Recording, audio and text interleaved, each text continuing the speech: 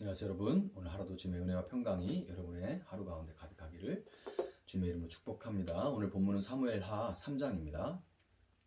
사울의 집과 다윗의 집 사이에 전쟁이 오래매 다윗은 점점 강하여 가고 사울의 집은 점점 약하여 가니라. 다윗이 헤브론에서 아들들을 낳았으되 맏아들은 암논이라 이스라엘 여인 아히노함의 소생이요 둘째는 길르압이라 갈멜 사람 나발의 아내였던 아비가일의 소생이요 셋째는 압살롬이라 그슬왕 달메의 딸 마아가의 아들이요 넷째는 아도니아라 핫깃의 아들이요 다섯째는 스바디아라 아비아달의 아들이요 여섯째는 이드르암이라 다윗의 아내 에글라의 소생이니 이들은 다윗이 헤브론에서 낳은 자들이더라. 사울의 집과 다윗의 집 사이에 전쟁이 있는 동안에 아브넬이 사울의 집에서 점점 권세를 잡으니라. 사울에게 첩이 있었으니 이름은 리스바요 아야의 딸이더라. 이스보셋이 아브넬에게 이르되 네가 어찌하여 내 아버지의 첩과 통관하였느냐 하니 아브넬이 이스보셋의 말을 매우 분하게 여겨 이르되 내가 유다의 개 머리냐 내가 오늘 당신의 아버지 사울의 집과 그의 형제와 그의 친구에게 은혜를 베풀어 당신을 다윗의 손에 내주지 아니하였거늘 당신이 오늘 이 여인에게 관한 허물을 내게 돌리는도다. 여호와께서 다윗에게 맹세하신 대로 내가 이루게 하지 아니하면 하나님이 아브넬에게 벌 위에 벌을 내리심이 마땅하니라. 그 맹세는 곧 이 나라를 사울의 집에서 다윗에게 옮겨서 그의 왕위를 단에서 브엘세바까지 이스라엘과 유다에 세우리라 하신 것이니라 하매 이스보셋이 아브넬을 두려워하여 감히 한마디도 대답하지 못하니라. 아브넬이 자기를 대신하여 전령들을 다윗에게 보내 이르되 이 땅이 누구의 것이니까 또 이르되 당신은 나와 더불어 언약을 맺사이다. 내 손이 당신을 도와 온 이스라엘이 당신에게 돌아가게 하리이다 하니 다윗이 이르되 좋다. 내가 너와 언약을 맺거니와 내가 네게 한 가지를 요구하노니 나를 보러 올 때에 우선 사울의 딸 미가를 데리고 오라. 그리하지 아니하면 내 얼굴을 보지 못하리라 하고 다윗이 사울의 아들 이스보셋에게 전령들을 보내 이르되 내 처 미가를 내게로 돌리라. 그는 내가 전에 블렛 사람의 포피 100개로 나와 정언한 자니라 하니 이스보셋이 사람을 보내 그의 남편 라이스의 아들 발디엘에게 그를 빼앗아 오매 그의 남편이 그와 함께 오되 울며 바울임까지 따라왔더니 아브넬이 그에게 돌아가라 하며 돌아가니라. 아브넬이 이스라엘 장로들에게 말하여 이르되 너희가 여러 번 다윗을 너희의 임금으로 세우기를 구하였으니 이제 그대로 하라. 여호와께서 이미 다윗에 대하여 말씀하시기를 내가 내 종 다윗의 손으로 내 백성 이스라엘을 구원하여 블렛 사람의 손과 모든 대적의 손에서 벗어나게 하리라 하셨음이니라 하고 아브넬이 또 베냐민 사람의 귀에 말하고 아브넬이 이스라엘과 베냐민의 온 집이 선하게 여기는 모든 것을 다윗의 귀에 말하려고 헤브론으로 가니라. 아브넬이 부하 20명과 더불어 헤브론에 이르러 다윗에게 나아가니 다윗이 아브넬과 그와 함께한 사람을 위하여 잔치를 배설하였더라. 아브넬이 다윗에게 말하되 내가 일어나 가서 온 이스라엘 무리를 내 주 왕의 앞에 모아 더불어 언약을 맺게 하고 마음에 원하시는 대로 모든 것을 다스리시게 하리이다 하니 이에 다윗이 아브넬을 보내매 그가 평안히 가니라. 다윗의 신복들과 요압이 적군을 치고 크게 노력한 물건을 가지고 돌아오니 아브넬은 이미 보냄을 받아 평안히 갔고 다윗과 함께 헤브론에 있지 아니한 때라. 요압 및 요압과 함께한 모든 군사가 돌아오매 어떤 사람이 요압에게 말하여 이르되 내의 아들 아브넬이 왕에게 왔더니 왕이 보내매 그가 평안히 갔나이다 하니 요압이 왕에게 나와 이르되 어찌하심이니까 아브넬이 왕에게 나아왔거늘 어찌하여 그를 보내 잘 가게 하셨나이까. 왕도 아시려니와 내의 아들 아브넬이 온 것은 왕을 속임이라. 그가 왕이 출입하는 것을 알고 왕이 하시는 모든 것을 알려 함이니이다 하고 이에 요압이 다윗에게서 나와 전령들을 보내 아브넬을 쫓아가게 하였더니 시라 우물가에서 그를 데리고 돌아왔으나 다윗은 알지 못하였더라. 아브넬이 헤브론으로 돌아오매 요압이 더불어 조용히 말하려는 듯이 그를 데리고 성문 안으로 들어가 거기서 배를 찔러 죽이니 이는 자기의 동생 아사엘의 피로 말미암음이더라. 그 후에 다윗이 듣고 이르되 넬의 아들 아브넬의 피에 대하여 나와 내 나라는 여호와 앞에 영원히 무죄하니 그 죄가 요압의 머리와 그의 아버지의 온 집으로 돌아갈지어다. 또 요압의 집에서 백탁병자나 나병 환자나 지팡이를 의지하는 자나 칼에 죽는 자나 양식이 떨어진 자가 끊어지지 아니할지로다 하니라. 요압과 그의 동생 아비새가 아브넬을 죽인 것은 그가 기브온 전쟁에서 자기 동생 아사엘을 죽인 까닭이었더라. 다윗이 요압과 및 자기와 함께 있는 모든 백성에게 이르되 너희는 옷을 찢고 굵은 배를 띠고 아브넬 앞에서 애도하라 하니라. 다윗 왕이 상여를 따라가 아브넬을 헤브론에 장사하고 아브넬의 무덤에서 왕이 소리 높여 울고 백성도 다 우니라. 왕이 아브넬을 위하여 애가를 지어 이르되 아브넬의 죽음이 어찌하여 미련한 자의 죽음 같은고 내 손이 결박되지 아니하였고 네 발이 착고에 채이지 아니하였거늘 불의한 자식의 앞에 엎드러진 같이 네가 엎드러졌도다 하매 온 백성이 다시 그를 슬퍼하여 우니라.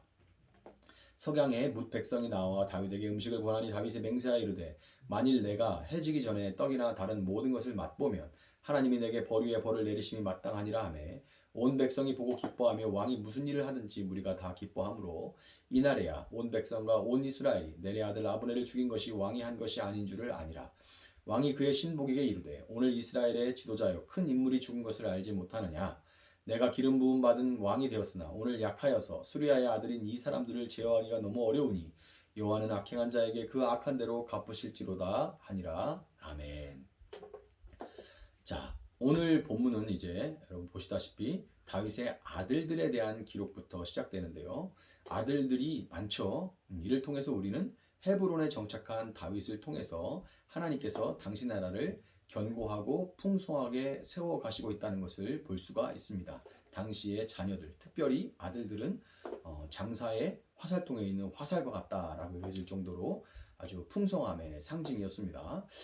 다윗의 집이 강성해지는 반면에 이와 같이 자녀들로 묘사되듯이 상징되듯이 다윗의 집이 강성하여지고 있는 반면에 이스보셋을 중심으로 하는 사울의 집안은 외부의 침입 이전에 내부로부터 무너져가고 있었습니다.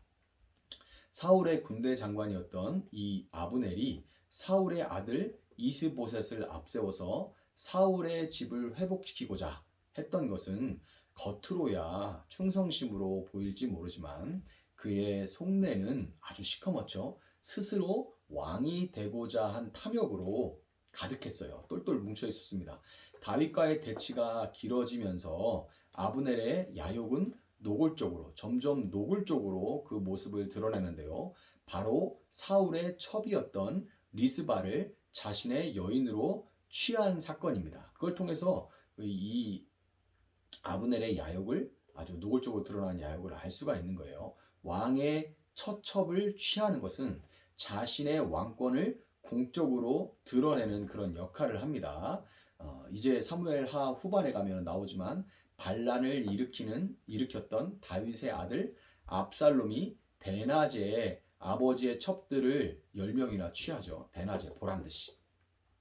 그런 장면이나 또 다윗의 사후에 솔로몬의 왕권에 도전했던 아도니아가 이 다윗의 첩이었던 마지막 첩이었던 아비삭을 요구했던 건 역시 동일한 이유입니다. 내게 왕권이 있다는 것을 보여주기 위한 그런 거였어요. 군권을 가진 아브넬 앞에 바지사장, 이 바지왕이었던 이스보셋이 아브넬이 아버지의 첩을 취한 것에 대해서 항의를 하니까 감히 바지사장이 항의를 하니까 아브넬은 격분해서 대놓고 네가 지금 누구 덕에 그 자리에 앉아있는데 감히 나한테 싫은 소리를 하냐 하면서 이스보셋을 대적합니다. 전형적인 정말 약육 강식의 모습이죠. 다윗의 나라와는 다르게 이 사울의 무너져가는 이 나라는 전형적인 약육 강식의 이 삼각형의 모습입니다.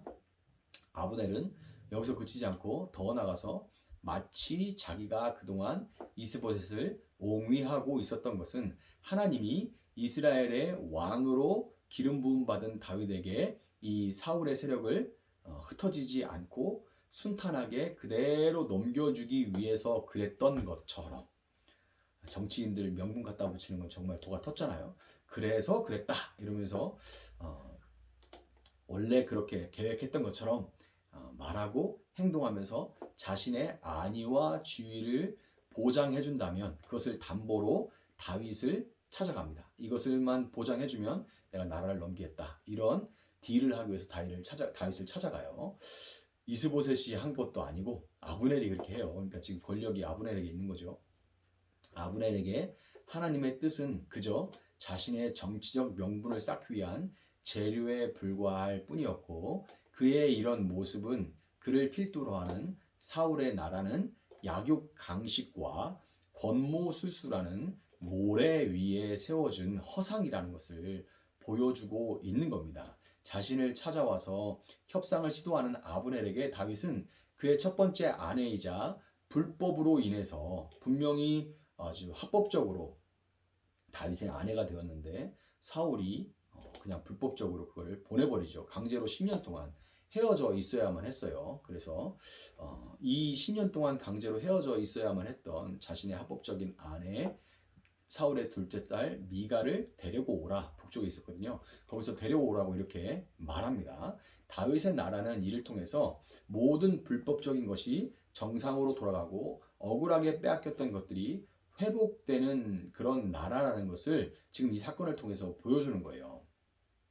지금 우리야, 지금 상식으로는 빼앗겼던 아내를 또 데려고 오고 뭐 이런 것들이 잘 납득이 안 가지만 이 사건을 기록한 것은 다윗의 나라가 어떤 나라인가를 보여주고 있는 겁니다. 아브넬은 다윗의 제안대로 미가를 데리고 다시 찾아왔고, 다윗은 불과 20여 명의 부하들만을 데리고 온 그 아브넬을, 다윗을 신뢰해서 그렇게 한 거죠.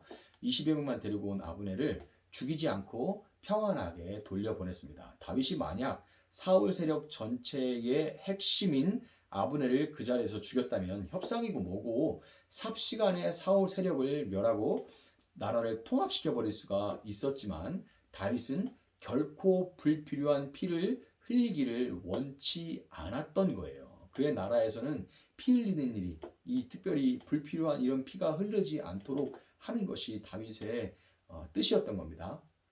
협상을 마치고 돌아가는 다윗으로부터 돌아가는 아브넬이 그 돌아가는 중에 다윗의 용사 중에 우두머리 격인 요압이 이제 아브넬이 돌아갈 때 이제 일을 마치고 돌아오는데요. 그는 다윗이 아브넬을 평안히 돌려보냈다라는 말을 듣고는, 아브넬이 온 것은 우리의 세력을 정탐하기 위해서 온 건데 그냥 돌려보내면 어떡하냐 하면서 다윗도 모르게 몰래 사람을 보내가지고 아브넬에게 그 전령으로 다시 헤브론으로 돌아오게끔 그렇게 만듭니다.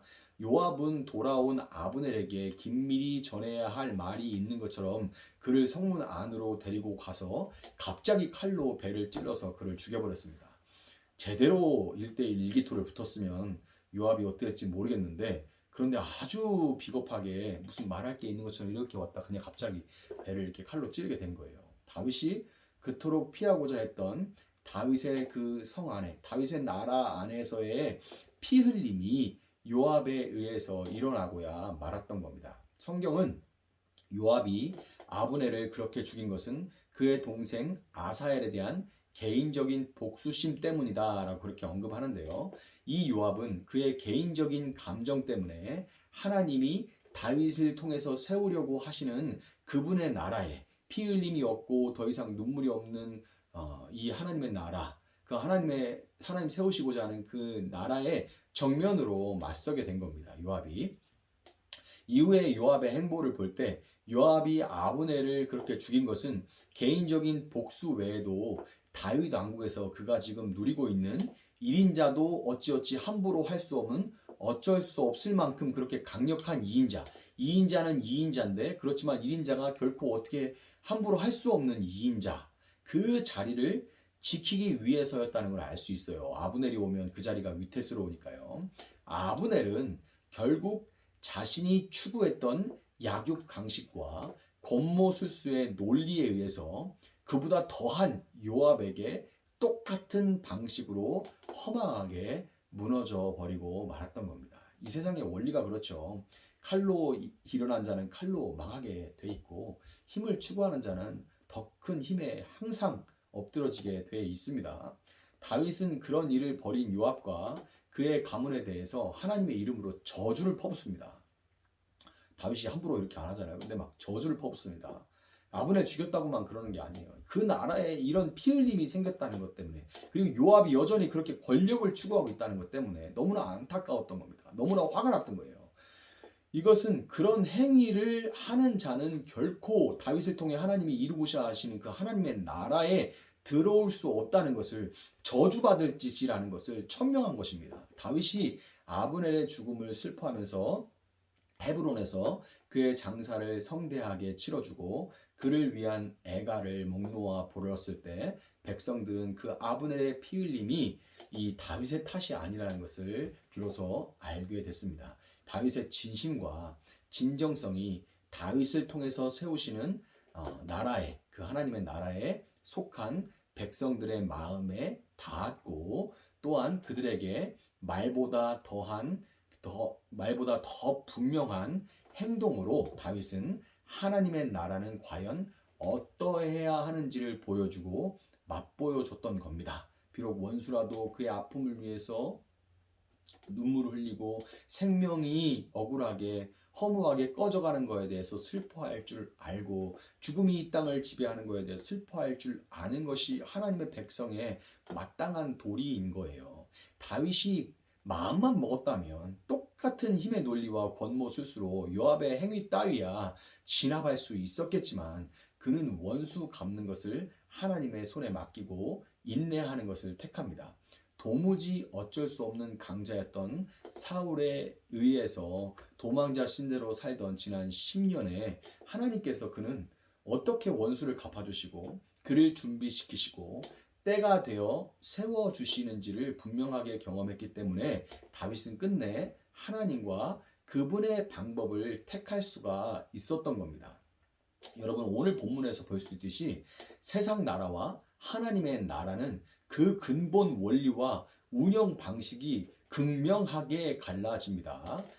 이 아브넬과 요압이 추구하는 그 나라, 다윗이 추구하는 나라는, 세워가는 나라는 그 운영 방식과 근본 원리가 완전히 달라요. 오늘 아브넬과 다윗을 통해 두 나라의 결말이 어떻게 되는지를 분명히 여러분은 보셨습니다.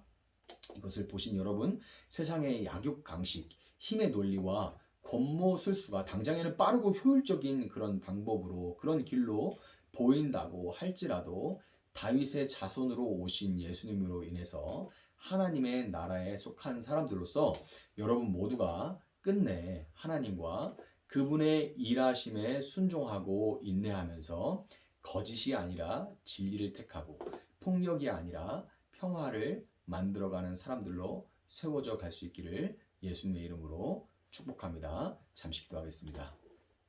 사랑하시는 하나님 감사합니다. 오늘도 주님의 귀한 말씀을 허락하여 주시니 감사합니다. 세상에 많은 사람들이 피라미드의 구조 속에 갇혀서 정말 만인의 만인을 위한 투쟁에 빠져 있는 그런 삶을 살아갑니다. 내가 올라가기 위해서 다른 사람을 내리고 또 당장에 피 흘리는 일, 억울한 눈물이 있다 할지라도 나를 위해서, 나의 유익을 위해서 그 방법을 택해가는 그런 사람들이 모여 지옥과 같은 세상을 만들어가고 있습니다. 그 와중에 하나님은 이 땅 가운데 예수 그리스도를 보내주셨고 다윗의 자손으로 이 땅에 오신 예수님은 그런 나라가 정답이 아니라 진리의 하나님의 나라, 사랑과 공의가 통치하는 나라가 있다는 걸 보여주시고 그 다스림을 미리 다윗을 통해서 우리에게 이렇게 보여주시고 알려주십니다. 불가능한 것이 아니라 하나님의 나라는 이미 이 땅 가운데 왔고 겨자씨와 같은 그 나라는 이미 확장되고 있다는 것을 우리는 믿음의 눈으로 볼 수 있게 하여 주시고 세상과 다른 방식, 다윗의 나라에 속한 하나님 나라에 속한 자들로서 준비되고 연단되고 또 그렇게 살아갈 수 있는 저희들 되어질 수 있도록 하나님 함께하여 주시기를 원합니다. 감사하며 예수님의 이름으로 기도합니다. 아멘. 오늘 주신 말씀 붙들고 계속해서 기도합니다.